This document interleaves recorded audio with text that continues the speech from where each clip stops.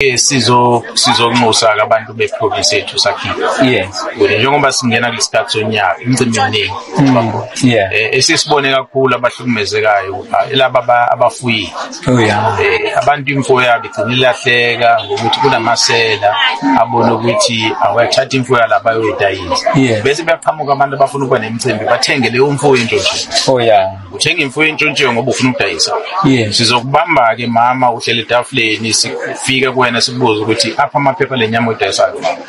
Mawungena amaphepha sekubopha. Right. Kufanele umuntu mayidayisela inyama wazi ukuthi nangu usibani bani udayisela inyama abhale phansi. Umconfirm ube necopy ID yakhe, ube ne phone number yakhe ukuze masifika kuwena ukwazi usikhomba ukuthi ubani udayisela lenyama. Amaphepha akhona athi. Nabantu abayithuthayo ke inyama. Uma ngabe uyothemba uzoba nomcimbi uthenga endaweni ethile isilwane okuya nasekhaya umcimbi ozoba khona. Kufanele ube nepermit oyinikwayo. Umthetho usho njalo. Sakufica endleleni nje uhamba naleso silwane. Noma ke usunawo umcimbi ekhaya senihlabile. Sifike samaphoyisa kuzoba nomcimbi ngakusasa usinkomo namhlanje siyafika siyabuza amaphepha lenkomo. Awekho sikhipha khona emabhodweni ke samaphoyisa. Sibophelwe simbopha. Akumelanga ukuthi kuthiwa amaphoyisa akazomutha umcimbi. Kufanele sisebenzisane nomphakathi lokho esixwayisayo ngoba sifuna wonke umuntu ajabule. Yilo ohlele emakhaya uvula ajabule nalabo abanemicimbi yabo bayenze ngokuphepha. Laba abanemicimbi batshele namaphoyisa aseduze kwabo ukuthi sobe sinomcimbi ethile endaweni ethile.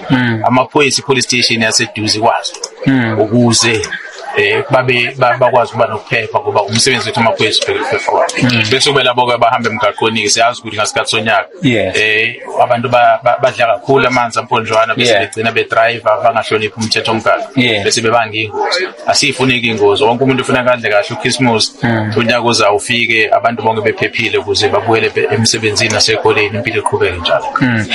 Nimi kanjani ngomkhankaso wethu? Siyazi ukuthi ekuhlaleni emphakathini kuba naleya ndawo one abanye bayithola sebenendawo zokudayisa utshwala sazi nemithetho efuna ilandelwe. Engathini ndonga ukuphakula la? Awudayise utshwala ungena license uyakwazi. Umuntu mangabe ufuna ukudayisa utshwala ufuna abe ne-license. Iqala lapho. Sifuna abantu bahloniphe. Nasi benama license. Ima license anemthetho. Mayithi ngesikhathi esithile ufuna ukufaka ifaka. Manje isikhathi esithile kumele ukuthi mawudayisa kumele udayisela abantu ukuthi bathathe bahambe udayisela ukuthi abantu bahlale phansi.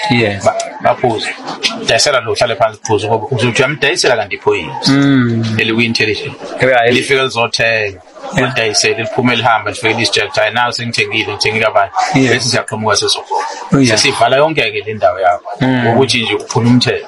Ngoba ugijimisa lo tender. Angeke ukuthi uvale isitolo sonke ukuthi udayisa idatha kuphela. So hlonipha umthetho wena mawune license. Mawungena license ngcono vele ungabudayisa. Ufuna ukukhumbula ukuthi inhloso yalo tshwala lokuphuzo oludakayo. Udayisela abantu ukuthi bazi ukuzijabulisa, hayi ukuthi ubabulala. Musa ukudayisela umuntu usumbona ukuthi usephelile lo usuphinda umnikeza utshwala.